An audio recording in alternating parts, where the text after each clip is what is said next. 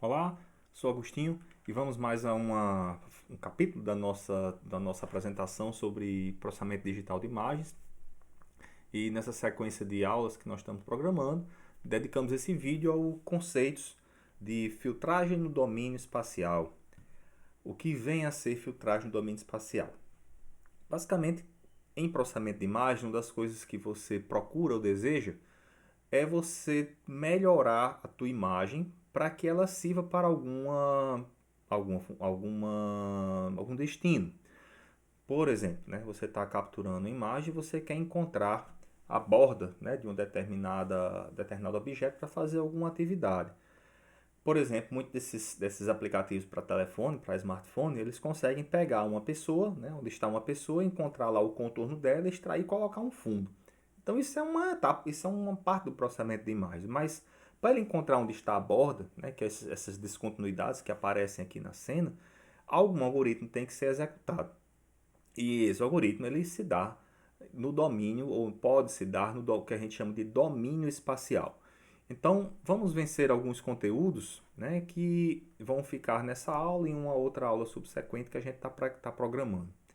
Nessa aula a gente vai falar um pouquinho sobre o que vem a ser processamento no domínio espacial e conceito de histogramas. Em outra aula a gente vai falar um pouco sobre filtragem no domínio espacial, né? Que filtragem por convolução, que é uma coisa bem comum que se utiliza em muitos softwares de processamento de imagens que são disponíveis para, né, para as pessoas utilizarem. Então, vamos falar um pouco sobre o que vem a ser processamento de imagens no domínio espacial. A gente diz que quando você trabalha com uma imagem, você quer fazer um determinado tipo de filtragem, você tem que escolher um lugar, né? Um sistema para você desenvolver aquele teu processo de filtragem.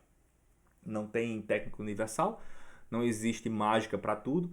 E uma das coisas mais decepcionantes de quem trabalha com processamento de imagens é que nosso cérebro ele é muito bom para fazer segmentação de imagens. Se eu te perguntar qual é a cor da minha camisa, né, que você olhar, você responde de cara azul. Só nessa pergunta, né, quando você elaborou a resposta, uma série de tarefas foi feita no teu cérebro. Primeiro, identificar onde eu estou, identificar o que é camisa, porque camisa é algo que envolve uma forma geométrica, né, um conceito que a gente tem. E depois que você identificou o que é camisa, você encontrar o que é a cor da camisa. Então são muitas coisas e muitas etapas envolvidas. E embora seja muito fácil para a gente, expressar isso na forma de um algoritmo de computador para fazer a mesma coisa não é trivial, não é simples. E você tem que decidir como fazer isso de alguma maneira. Então, uma técnica só às vezes não é suficiente, você tem que juntar uma quantidade de algoritmos muito diferentes para conseguir às vezes encontrar uma coisa simples, né? Um conceito simples como é o de determinar qual é a cor da minha camisa. E, via de regra, os métodos que você vai utilizar, os algoritmos que você vai utilizar, eles podem ser aplicados em dois domínios. Um que a gente chama de domínio espacial e outro que a gente chama de domínio espectral, ou domínio transformado, ou domínio alternativo. No domínio espacial, que vai falar sobre as técnicas que a gente está trabalhando aí nos próximos momentos, a manipulação dos pixels que você vai fazer, ela é realizada diretamente no plano da imagem. Ou seja, a imagem que você tem, que é aquela matriz de pontos, o algoritmo que você vai fazer ele é feito diretamente lá. Isso é uma das formas de fazer. E normalmente é a forma mais simples e mais rápida. Outra maneira é você pegar a tua imagem, levar para uma representação alternativa e processar nessa representação alternativa. Por exemplo, né, você que já deve ter algum contato, né, é importante que você tenha tido algum contato com o que se chama de transformada de Fourier. É algo que se vê muito em curso de engenharia e normalmente é utilizado para sinais. Né? Você fazer análise de sinais digitais. A gente vai ter um outro vídeo produzido que vai envolver o conceito de transformada de Fourier, vai ficar um pouco mais para frente. Mas, em outras palavras, você não vai trabalhar no X ou Y que você tem para representar a tua imagem. Você vai pegar essa imagem, realizar uma operação matemática e transformá-la em uma outra representação. Você vai trabalhar nessa representação. Então, essa representação alternativa, ela é mais cara computacionalmente. Claro que você vai ter que fazer isso de alguma maneira, a transformação. Mas por que você vai fazer a transformação? É por necessidade. Você só vai levar a tua imagem para esse espaço alternativo se o algoritmo que você tem implementado para fazer alguma extração de característica ou alguma melhoria na imagem, ele só pode funcionar aqui. E claro que tem situações para que isso se dê. Tanto é que esses algoritmos eles existem, essas transformações eles existem. Muitas situações podem te dar o mesmo efeito, tanto em um domínio quanto em outro domínio. Qual você deve utilizar? O mais barato computacionalmente, que geralmente é no domínio espacial. E é por aí que a gente vai começar a análise das técnicas de processamento. Técnicas de processamento no domínio espacial. As técnicas de filtragem no domínio espacial, elas normalmente envolvem essa equação aqui. A equação ela vai levar em conta uma função, que será a sua imagem. Normalmente é uma imagem digital, claro, que você vai trabalhar no processamento digital de imagens. A função ela vai processar essa imagem e gerar uma outra. Nós normalmente vamos nos referir aqui nas nossas apresentações com o conceito de imagem de entrada, que é a imagem F, e imagem de saída, que é a imagem G. A transformação T ela é um operador que vai utilizar normalmente duas informações. A informação do tom de cinza da imagem naquela posição XY e também uma vizinhança em torno dessa posição. A vizinhança ela pode ter qualquer tamanho. Você vai definir a vizinhança de acordo com a necessidade do seu algoritmo que você está utilizando. O que é interessante é que normalmente as vizinhanças elas têm um centro naquele ponto que você escolheu. As vizinhanças na maior parte dos algoritmos de filtragem elas são vizinhanças retangulares ou quadradas e tem um centro naquela posição porque fica mais fácil da gente implementar assim, né, e entender o conceito de filtragem em um ponto específico com base em uma vizinhança que aquele ponto possui. Como é feita a transformação? Como é feita a filtragem ou qualquer tipo de algoritmo? Ele normalmente opera fazendo uma varredura na imagem. A varredura na imagem ela se dá da esquerda para a direita e de cima para baixo. É assim que normalmente os sistemas implementam os algoritmos de filtragem. E nessa figura aqui, por exemplo, você tem um conjunto de pontos que já foi varrido, são esses pontos verdinhos que estão sendo mostrados aqui, e um ponto que ainda está para ser processado, seria o próximo ponto da sequência. Nessa ilustração que nós estamos fazendo, a nossa imagem ela tem um ponto central e a vizinhança dela é uma vizinhança de tamanho 3 por 3, ou seja, eu passo um pixel para cada lado e um pixel para cima e um pixel para baixo para representar o local, a posição onde eu vou fazer aí a minha filtragem. E dificilmente as técnicas trabalham diretamente na imagem que você está processando. Por quê? Quando você vai processar esse pixel central e você vai levar em conta uma vizinhança em torno dele, no momento em que você alterar esse ponto central da imagem original que você tinha, com base na vizinhança, você já mudou as propriedades da imagem original que você tinha.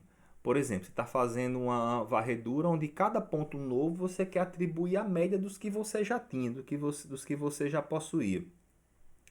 Então, essa média que você vai atribuir, ela vai ser modificada, vai ser calculada de acordo com a posição onde você está. Se porventura você atribuir a esse ponto, né, a média dos que já estão aqui, você está usando pontos que já passaram e pontos que ainda não foram passados para guardar a média. No momento que você guardar a média e for calcular a média desse ponto de baixo, ela já teria sido influenciada por uma média anterior que você calculou. E não é legal que isso aconteça. O resultado do processo da média ele é errado. Então o que você tem que fazer? Você tem que criar uma outra imagem, calcula o resultado da imagem original com base na transformação que você estabeleceu, pega o resultado da transformação e coloca na imagem de destino que você tem.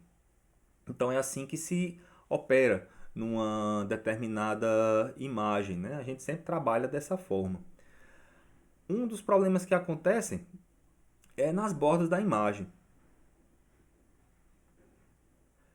Nas bordas, sempre você tem algum tipo de definição. Por exemplo, se eu tivesse uma imagem aqui de uma cena que você fotografou, e a pergunta vai, o que é que vem do lado esquerdo e do lado direito, acima e abaixo daquela cena que você tomou? Ninguém sabe, não se sabe. Se você baixou uma foto da internet e olhou para a foto, não tem como você saber o que estava dos lados. São regiões que são indefinidas, cujo comportamento você não tem como saber a priori. Então, nesses casos, quando você vai precisar de trabalhar com uma vizinhança, é muito comum que as implementações elas assumam que as bordas da imagem, as laterais da imagem, elas tenham algum tipo de comportamento. Por exemplo, você pode assumir que na borda esquerda da imagem, na lateral esquerda da imagem, todos os pixels sejam iguais aos pixels, o último pixel da esquerda. E na lateral direita da imagem, todos os pixels sejam igual ao último pixel da direita. Então você teria o quê? Replicação dos pixels para as laterais, para cima e para baixo também. É uma possibilidade. Outra possibilidade é você assumir que toda lateral seria tudo igual a zero. Outra possibilidade é você assumir que essa imagem ela se repete ao longo do espaço, tanto na horizontal quanto na vertical. Existem transformações matemáticas que assumem que isso é feito dessa maneira. No caso da filtragem espacial que você vai utilizar e em bibliotecas de programação como o OpenCV, dá para você programar para que a imagem tenha os pixels replicados. É o mais comum, né? Você replicar os pontos da borda para, né, os infinitos que a borda possua. Então essa é a implementação mais comum que você tem. Por exemplo, que pixels ficariam além aqui do canto superior esquerdo da minha imagem? Seria todos os pixels igual ao pixel do canto superior esquerdo da imagem que você já tem. Então, bordas são coisas complicadas de se tratar em processamento de imagens e os algoritmos têm que implementar isso de forma a serem bastante cuidadosos, né? Como vão fazer o tratamento das bordas. Normalmente você faz esse processamento utilizando um ponto central, que é o resultado, o ponto para onde você quer copiar o resultado da transformação, e uma vizinhança. Mas essa vizinhança normalmente, não necessariamente precisa ser uma vizinhança que tenha mais de um pixel. Existem processamentos que você pode fazer na imagem, onde a sua vizinhança ela tem apenas um pixel, que é o pixel central. E nesse caso, quando a transformação envolve apenas o pixel central, diz-se que você tem o que se chama de processamento de histograma. O que vem a ser um histograma? Um histograma é uma contagem de ocorrências. O histograma de uma amostra basicamente diz quantos elementos de um determinado tipo aquela amostra possui. No caso de uma imagem, o que é que o histograma te dá? Ele te dá uma contagem de tons que a imagem disponibiliza. Por exemplo, se a imagem é uma imagem cinzenta, como essa que a gente está mostrando, qual seria o histograma dela? É você sair varrendo a imagem da primeira linha até a última linha, e da primeira coluna até a última coluna, linha após linha, coluna após coluna. E cada vez que você encontrar um determinado pixel, você vai avaliar qual é a cor desse pixel. Esse pixel aqui tem a cor 50. Então você vai num acumulador e vai na posição 50 e soma mais um naquele acumulador. Para quê? Para você contar quantos pixels do tom de cinza 50 existiam naquela figura. E esse resultado do processamento é chamado de histograma. Aqui, por exemplo, nessa figura da direita que vocês estão percebendo, eu tenho o histograma dessa foto aqui do meu martelo. E a foto do martelo, né, ela tem uma quantidade muito grande de tons de cinza branco, que são o tom de cinza aqui do fundo dessa minha imagem. Tanto é que o gráfico está aqui em escala logarítmica, que é para quê? Para eu conseguir perceber que tem aqui essas regiões sendo formadas. Então, esses histogramas eles têm uma importância muito grande quando você trabalha com imagens, porque eles são capazes de fornecer informação de quem é fundo e quem é objeto numa cena. É muito utilizado com uma operação chamada de segmentação, que é separar fundo de objeto. Por exemplo, nessa região aqui, nesse histograma, eu tenho uma concentração de pontos que são um pouco mais escuros e pontos claros aqui na minha figura.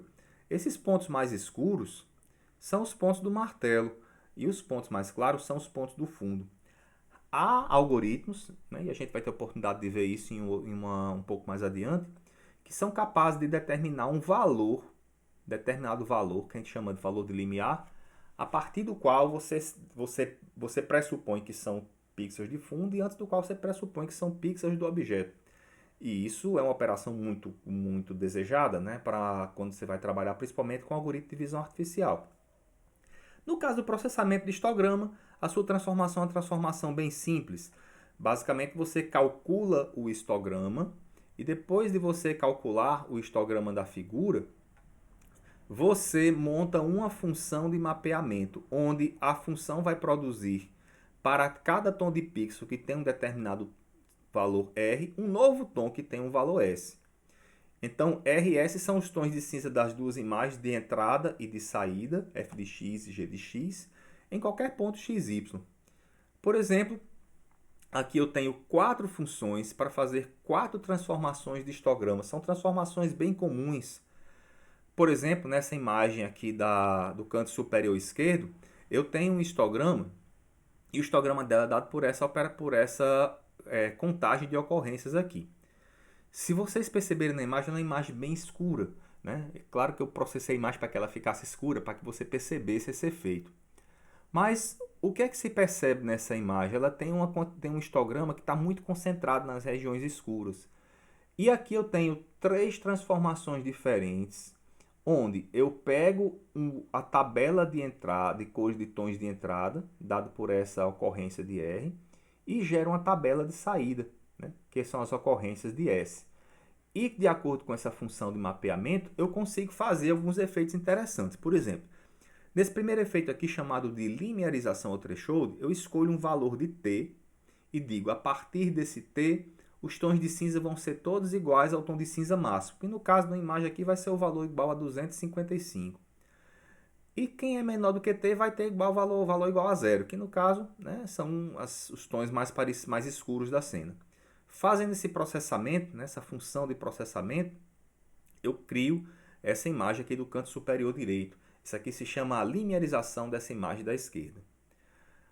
Já nessa função de baixo eu tenho uma operação diferente. Eu tenho o que chama de negativo da imagem. O negativo é eu pegar cada tom de cinza, subtraio 255 do tom de cinza, e o resultado dessa subtração eu guardo na imagem que eu for produzir. Aqui eu tenho imagem negativa.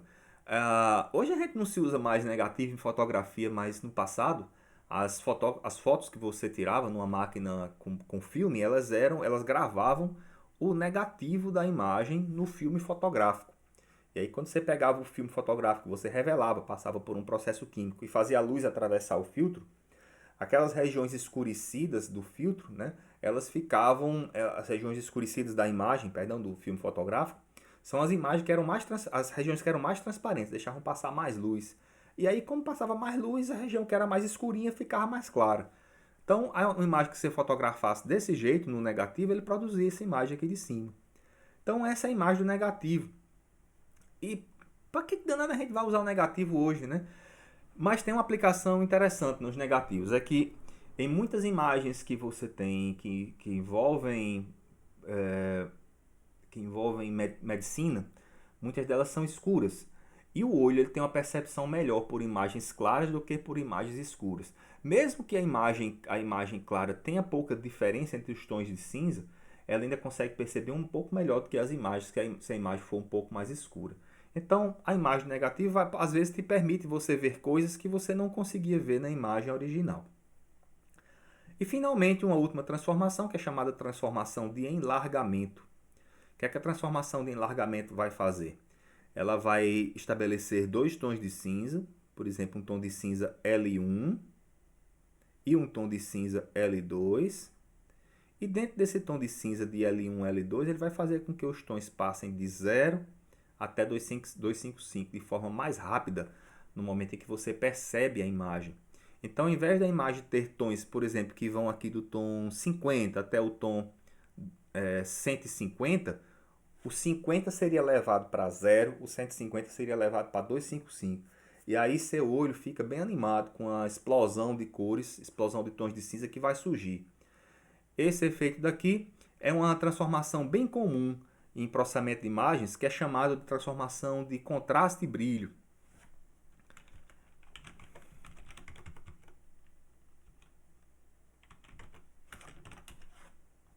E a maior parte dos softwares de processamento de imagem, por exemplo, como o GIMP, ele dispõe dessa transformação.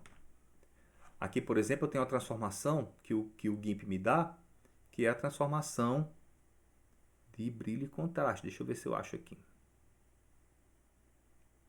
Tá aqui, Brightness e Contrast.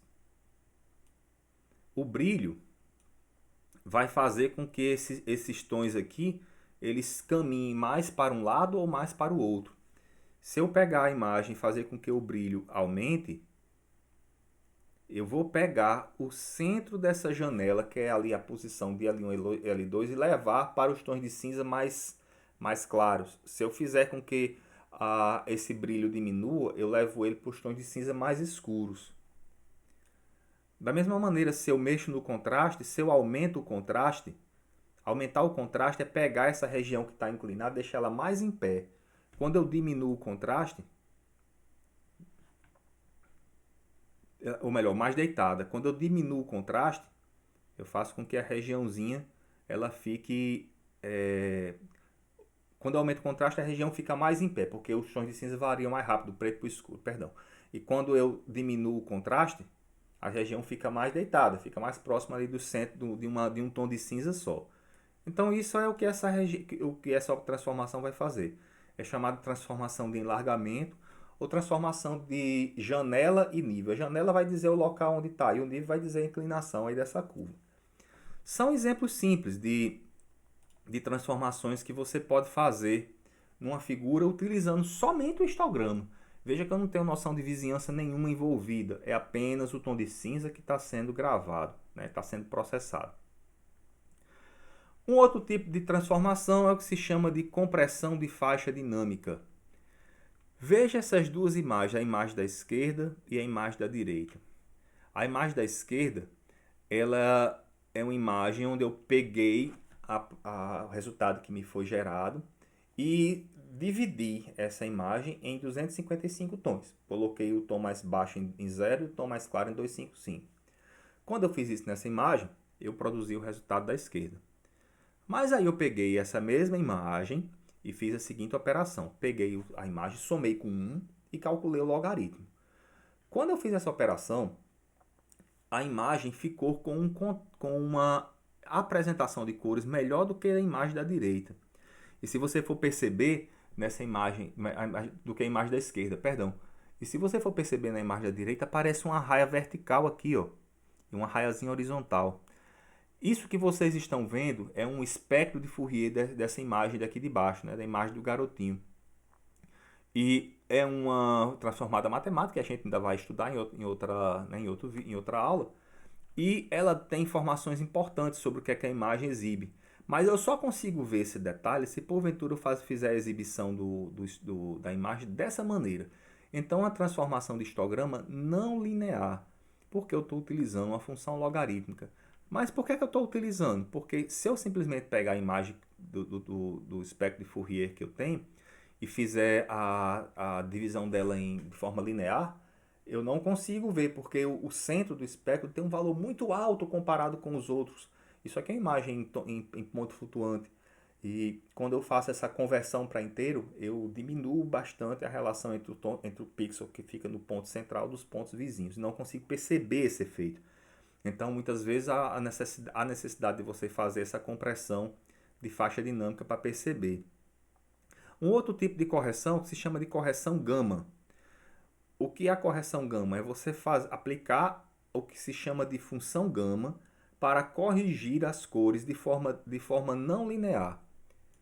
Aqui vai dar um exemplo, de correção da função gama para essa figura. Essa mesma figura que a gente está vendo aqui, que é a figura do Gabriel, o meu filho.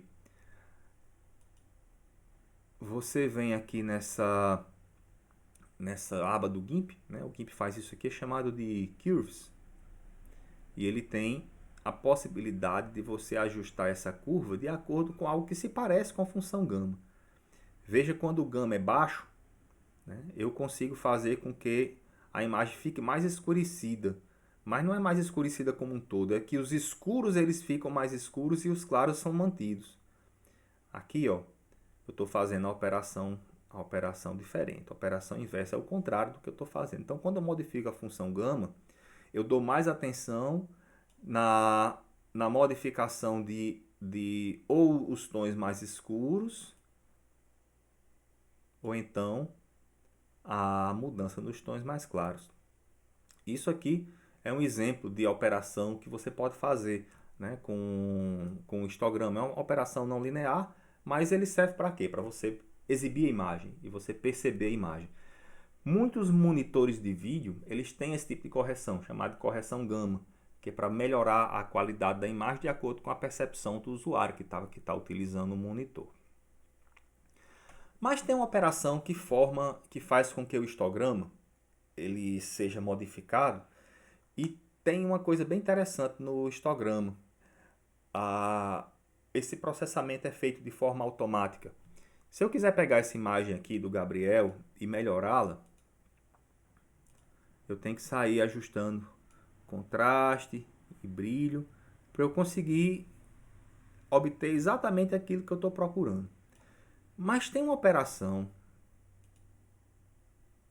chamada de equalização de histograma.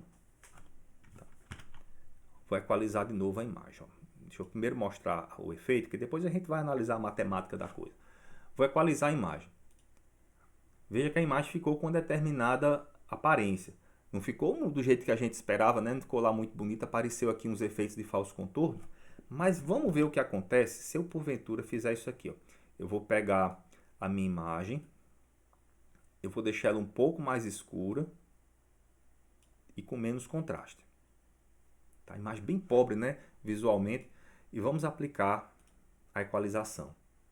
Ficou um resultado parecido com aquele outro que a gente viu.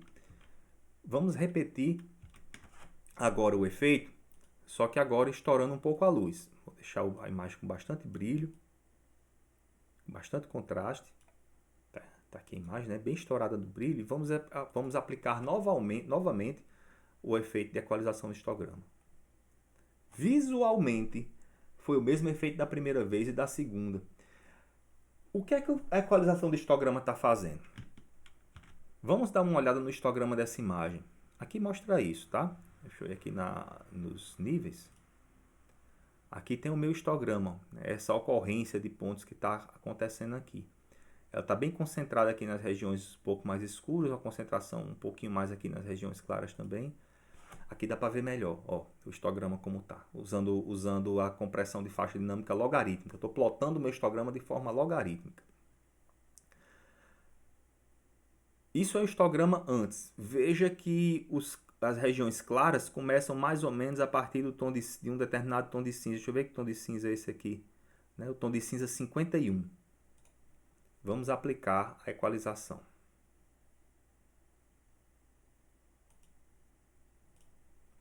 Vamos ver novamente o histograma.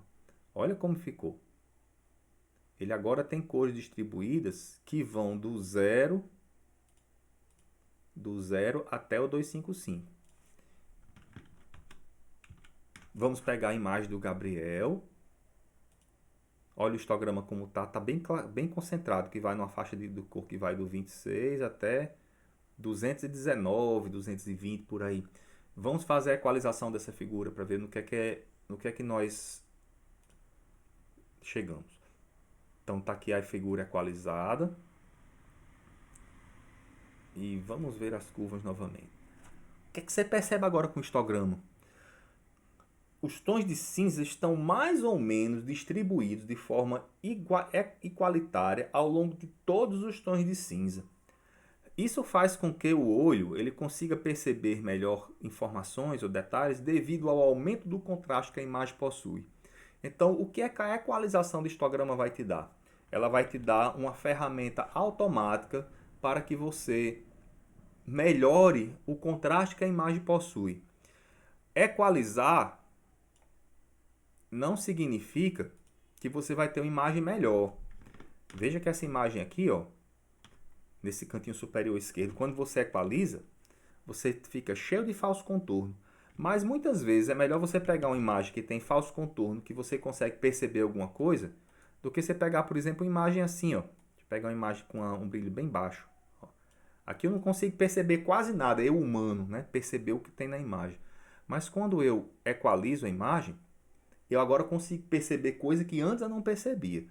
Então a equalização ela serve para isso, melhorar a qualidade da imagem. Se você está em, por exemplo, um sistema que trabalha navegando num ambiente, hora o ambiente está claro, hora o ambiente está escuro, e o algoritmo precisa processar a imagem dos dois tipos. Se você equalizar a imagem, o algoritmo vai processar a imagem cujos tons estão espalhados por toda a região do tom de cinza e não concentrado numa região só. Pode ser que isso seja importante. Então, qual é o objetivo da equalização do histograma? É você utilizar uma função de transformação que faça com que, para uma imagem que tem uma faixa de tons de cinza estreita, essa transformação ser capaz de fazer um mapeamento em uma outra faixa de tons de cinza, só que nessa outra faixa ela seja mais larga. Existe toda a matemática, né, por trás disso. Se você pegar um livro de processamento de imagem, você vai entender, né, qual a matemática por trás do processamento de histograma. Mas, em suma, como é que funciona o processamento de histograma digital? Ele é um processo razoavelmente simples de ser feito. Basicamente, você calcula um histograma chamado histograma acumulado, com base no histograma original, e processa o histograma acumulado. O que é o histograma acumulado? O histograma original é uma contagem de tons, que vai do tom 0 até o tom 255. E o que é que o histograma acumulado faz? Ele calcula quantos tons tem desde o 0 até um determinado valor. Então, o histograma acumulado na posição RK, né, em determinado histograma, numa determinada posição, é quantos tons de cinza tem de 0 até aquela posição lá. Dado por essa equação aqui, né, que você tem do K igual a 0, né, até do J igual a 0 até o J igual a K, né, naquela posição que você estabeleceu. Esse é o teu histograma acumulado. Como é o algoritmo? Calcula o histograma acumulado, pega o histograma original, calcula o histograma acumulado. Pega o histograma acumulado, divide pela quantidade de pixels da imagem. Essa é a sua transformação. Quando você multiplicar pelo valor máximo da que a imagem pode assumir, que é 255, você já tem a tabela de mapeamento prontinha para você calcular a sua imagem. Então essas são as equações, mas é mais legal a gente mostrar como é que o histograma acumulado funciona através de um exemplo. Vamos pegar um exemplo aqui para tratar do histograma acumulado, para a gente mostrar como é que ele funciona.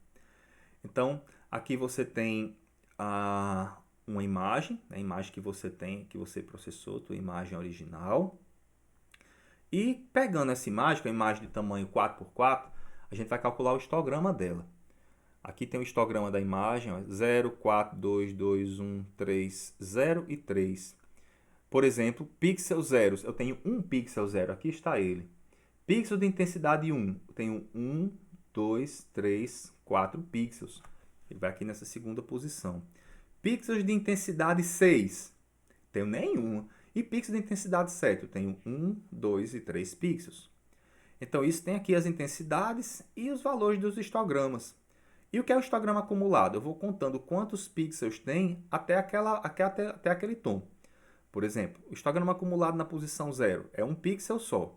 Histograma acumulado na posição 1 é só você pegar o histograma acumulado na posição 0 e soma com 4. Você tem 5. Porque você já está contando, né? Quantos tem de 0 até aquela posição. Histograma acumulado na posição 2 pega o 5 e soma com 2. Pega o 7 e soma com 2 dá 9. Pega o 9 soma com 1 dá 10. Até você chegar na posição, né, posição 7 do histograma. Pega o 13, que é a quantidade do histograma acumulado na posição 6, soma com 3 dá 16. Então esse é o resultado do seu histograma acumulado. Esse mapeamento é o mapeamento que você vai utilizar para pegar a imagem original e converter para a imagem equalizada.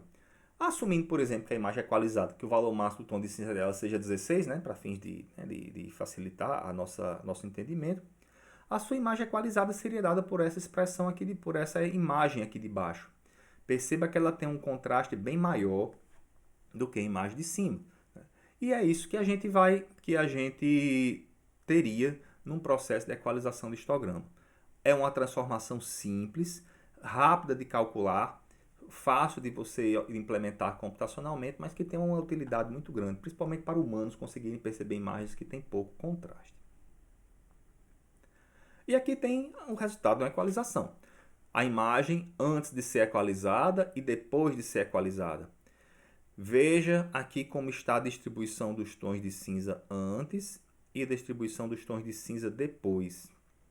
Se você pegar pequenas janelas nesses histogramas e você analisar quantos pixels tem dentro de cada janelinha, por exemplo, na janela de 0 a 50 e depois a janela de 100 até 150, a ideia da equalização é deixar dentro dessas janelas mais ou menos a mesma quantidade de pixels. E é isso o resultado que se produz. Algo que você não consegue. Se você pegar a imagem equalizada e equalizar novamente, você tem o resultado da primeira equalização. É a mesma coisa. Então é uma operação idempotente. Ele produz exatamente o mesmo resultado. Dá para provar isso, é um dos exercícios que você tem no livro de processamento de imagens. E se você tiver uma imagem equalizada uma vez, não tente equalizá-la novamente, porque você não vai ter o resultado que você precisa, que você deseja. Só uma coisa que você tem que ter em mente é que a equalização do histograma, dependendo da imagem que você está equalizando, sempre produz falso contorno. Na maior parte dos casos, quando você vai equalizar, é uma imagem que tem um contraste pobre. E aí, quando você equaliza, você pode ter regiões que têm uma ocorrência muito grande de um determinado tom de cinza, e no mapeamento você gera esses saltos que tem mais de 8 tons de cinza de diferença. Quando você tem mais de 8 tons de cinza de diferença de um pixel por pixel vizinho, falso contorno, né? A gente já viu isso aí em outra aula que nós preparamos. E uma última transformação que a gente vai mostrar, que não envolve vizinhança, é o conceito de melhoria de imagens por média. Para que serve isso? Vamos imaginar que você tem um dispositivo que é ruidoso, né? Ele captura imagem, essa imagem tem bastante ruído. Uma imagem ruidosa, ela não é muito bem trabalhada, né? Ela tem problemas quando você trabalha com ruído. Às vezes você vai fazer uma segmentação, encontrar pontos que tem na imagem, encontrar bordas. O ruído interfere muito no cálculo dessas características. Mas tem uma condição. Se porventura, e essa é a condição sine qua non para que o algoritmo funcione bem, a sua imagem é uma imagem estática, ela não muda, por exemplo, uma foto de um microscópio de objetos que não são vivos, ela nunca muda. E aí a câmera que você está utilizando é uma câmera de baixa qualidade, que pode produzir ruído, esse método é um método interessante para você utilizar. O que é que você faz? Você pega N imagens diferentes, K imagens diferentes, e soma todas elas e tira uma média. Só isso.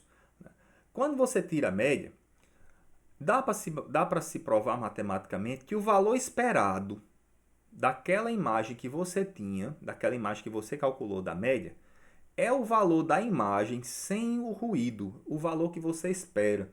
Então a imagem que você tinha está bastante povoada de ruído, populada de ruído. Quando você pega várias imagens e calcula a média delas, aí o que você espera como resultado é uma imagem que você teria sem o ruído. Mas isso é o que você espera, não é o que normalmente você obtém. Só que essa imagem que você possui, né, esse valor esperado, é o valor que está ali na imagem que você tem, a imagem que você espera conseguir. Você pode, para cada um dos pontos XY, ter um valor do tom um pouquinho mais para cima, um pouquinho mais para baixo. Como é que isso vai variar? Essa variância que você tem vai depender da quantidade de amostras que você tem. Quanto mais amostras você tomar, menos o ruído, menos o resultado dessa variância. De forma que o ruído que você tem na imagem que você está produzindo com a soma, ele vai sendo atenuado e muito. Vamos pegar um exemplo aqui bem legal, né, desse conjunto de imagens que a gente gerou aqui artificialmente. O que é que eu fiz na minha imagem lá do Gabriel? Eu peguei a imagem e coloquei um ruído estupidamente alto, de variância estupidamente alta em cima dela. Um ruído de variância igual a 255. É uma variância muito alta. E quando eu pego essa imagem que eu tinha, eu somo com esse ruído, olha como fica a minha figura. Uma delas, apenas uma delas, né? Então eu crio esse ruído, somo na minha imagem, e com uma imagem só eu tenho essa imagem aqui da esquerda. Obviamente isso aqui não dá para você processar, né? Eu tomar a decisão. O que é que tem nessa figura? Você faz mais ou menos ideia porque você já viu essa imagem aqui em outras oportunidades aqui nessas aulas. Mas observando só ela, não dá para tomar muita decisão. Agora, o que acontece se eu pego 8 imagens dessa e calculo a média? Com K igual a 8, olha como já fica a imagem, já dá para ter noção do que tem lá. E eu vou somando, somando, somando mais e mais, até que se eu somar 256 imagens e dividir pela quantidade de 256, ou seja, tirar a média de 256 imagens, eu obtenho essa figura aqui de baixo. Ela não está perfeita ainda, mas com certeza é uma imagem de uma qualidade bem melhor do que essa imagem aqui de cima. Isso é o resultado da média, né, de várias imagens que você toma. Tá? E só por curiosidade, essa operação da média, ela tem uma utilidade bem legal. Quer ver? Deixa eu fazer aqui uma demonstração.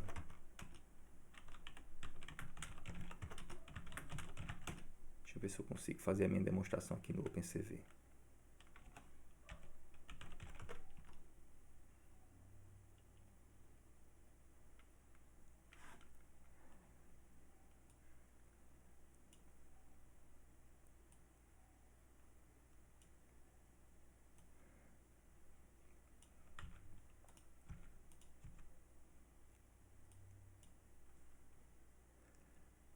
Olha o que eu tenho aqui. É uma demonstração bem bobinha, mas o que é que ela está fazendo? Eu estou pegando aqui várias imagens diferentes de diferentes instantes aqui na minha cena. E eu estou somando, estou calculando a média das 30 últimas imagens. Essa daqui é a imagem original que eu tenho e essa aqui é a média das imagens. Se você tiver um olho bom, muito bem treinado, você pode perceber que nessa região aqui da imagem tem muito ruído. O que é o ruído? É um friviadozinho que aparece na imagem devido à qualidade dessa câmera, essa segunda câmera que eu uso, que é uma câmera que não é lá muito boa. E quando eu tomo as várias médias das imagens, o que eu produzo é essa imagem aqui da esquerda. E ó, eu me movimento, né? E na medida que eu vou movimentando, você vai pegando as médias dos últimos 30 quadros que foram produzidos. Isso aqui é um efeito bem legal que às vezes aparece em alguns filmes, né? Aquele desfoque para mostrar que o personagem está com algum problema psicológico, né? O pessoal usa muito esse tipo de efeito, que é o efeito da média das imagens. Mas onde é que isso aqui é usado também? Isso aqui é utilizado na indústria para você fazer subtração de fundo. Você quer pegar, por exemplo, uma cena de vários carros passando na rodovia e quer extrair somente os carros. Se você fizer uma média dessa imagem ao longo de várias passadas, o que é que vai ter no teu resultado? Você vai ter no resultado apenas a rodovia, né? Porque é onde na maior parte dos casos, das situações, não tinha carro nenhum. Poxa, mas não é uma imagem estática. Não, não é, mas é uma aplicabilidade também. O que você percebe nesse tipo de técnica é que a quantidade de ruído diminui muito. Né? E aqui tem a diferença entre as duas imagens. Ó. Na medida que você vai se movendo, as imagens vão mudando. A diferença entre a imagem original e a imagem da média. Tá? E é isso. Né? A gente tem uma outra aplicação, né? Que é a filtragem com a média para você reduzir ruído. No caso aqui a gente fez um exemplo, uma brincadeira, né, onde se teria uma segunda aplicação da média. E nós usamos também nesse exemplo a operação da subtração. A gente utilizou a subtração para procurar alguma coisa de destaque. Eu tinha lá a imagem que eu tinha como referência e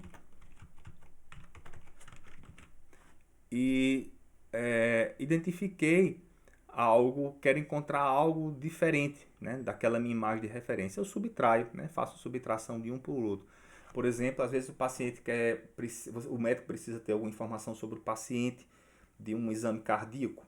Então, é muito comum o médico inserir o que se chama de contraste radioativo. O contraste faz com que você veja coisas que você só vê quando aquela substância radioativa passa pelo sistema e ela não deixa passar os feixes de raio-x, por exemplo. Então você tira um raio-x do paciente antes do contraste, de inserir o contraste, insere o contraste na corrente sanguínea e tira outra foto. Né? Então, como o paciente está parado, normalmente ele fica imóvel, quando você subtrai uma foto da outra, você vê lá, digamos, um mapa de veias lá do paciente.